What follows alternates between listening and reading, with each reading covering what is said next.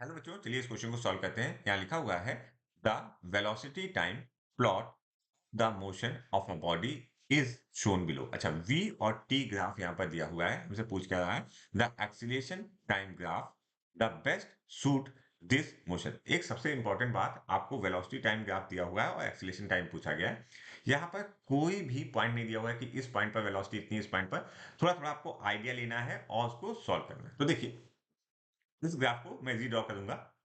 सबसे पहले आपको पता होना चाहिए, ये जो होता है that is D V by D T, means slope. Acceleration जो आएगा that is a slope of इसका change in velocity upon with respect to the time. अच्छा, तो मैं यहाँ एक बार थोड़ा सा ड्रॉ करता जाता हूँ और एक एक चीज को आपको एक्सप्लेन करते हुए जाता हूँ। तो देखो, अगर हम बात करें इस पर्टिकुलर केस में, मैंने ये पॉइंट लिया है और ये मैंने कहा ये वाला अभी इनिशियल लाइन है। तो यहाँ पर अगर आप देखो तो वेलोसिटी जो है वो टाइम के साथ चेंज हो रही है, लेकिन ये एक कांस्टेंट रेट से चेंज हो रही है। साथ-साथ अगर हम इसका एंगल के बारे में बात करें, क्योंकि ये D V by D actually the slope, और इस केस में जो स्लोप है वो पॉजिटिव है। रीजन क्या है? जो हमारा एंगल है वो एक्यूट है।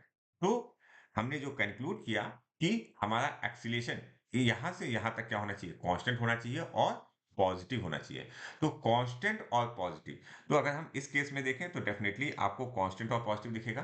ठीक है, यहां पर देखो, इस पर्टिकुलर पॉइंट पर जैसे हम इसके बारे में बात करते हैं, तो इस पर्टिकुलर पॉइंट से इस पर्टिकुलर पॉइंट तक जो हमारा एक्सीलरेशन क्या होना चाहिए? पॉजिटिव होना चाहिए। ठीक है, तो यहां पर देखो, ये लाइन स्ट्रेट ना होकर कुछ ऐसे जा रही है।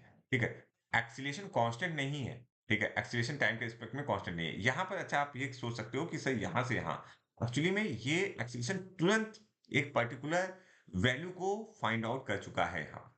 ठीक है, ये कोई टाइम के साथ चेंज नहीं हुआ है। एक एक्सीलरेशन कांस्टेंट वैल्यू है एकदम। जैसे मैंने कहा एक्सीलरेशन 3, तो एक्सीलरेशन 3 एकदम अटेन हुआ और उस केस में वो 3 ही रहा। अच्छा, coming to the next point, इसमें नहीं होगा।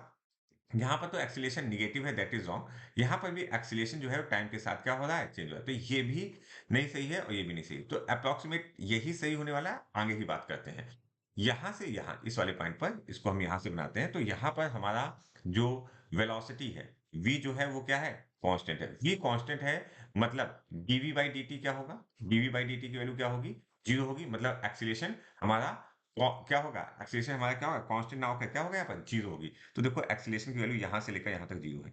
अगर आप ध्यान दो, इसको मैं थोड़ा सा डार्क करने की कोशिश करता हूँ। इस पॉइंट से इस पॉइंट तक एक्सीलरेशन जीरो है। फिर अगेन अगर आप ध्यान दो तो हमारी वेलोसिटी कम होने लगी, लेकिन इस केस में भी हमारा स्लोप कांस्टेंट है। अगर हम ऐसे बना रहे हैं तो स्लोप हमारा कांस्टेंट है, लेकिन जो हमारा एंगल बन रहा है वो कैसा बन रहा है? कैसा बन रहा है? ऑब्ट्यूज। और ऑब्ट्यूज मतलब निगेटिव। निगेटिव मतलब एक्सीलरेशन जो हो रहा है कांस्टेंट है लेकिन निगेटिव है। तो यहाँ पर एक्सीलरेशन कांस्टेंट भी है और निगेटिव है। देखो ये वैल्यू, ये कांस्टेंट है एकदम। यहाँ यहाँ से यहाँ हुआ, तो इसको कैसे बनाया गया? देखो ऐसे समझने की कोशिश करो। ये यहाँ से स्टार्ट हुआ, एकदम एक्सीलरेशन कुछ वैल्यू गई, फिर वो एक कांस्टेंट वैल्यू चला, फिर एकदम नीचे आके जीरो हुआ, फिर वो एक कांस्टेंट वैल्यू चला, फिर नीचे आया और फिर ये निगेटिव होकर फिर जीरो हो गया। ठीक है, तो इसी को ये ए वर्सेस टी ग्राफ है और हमारा option 1 is correct for this question.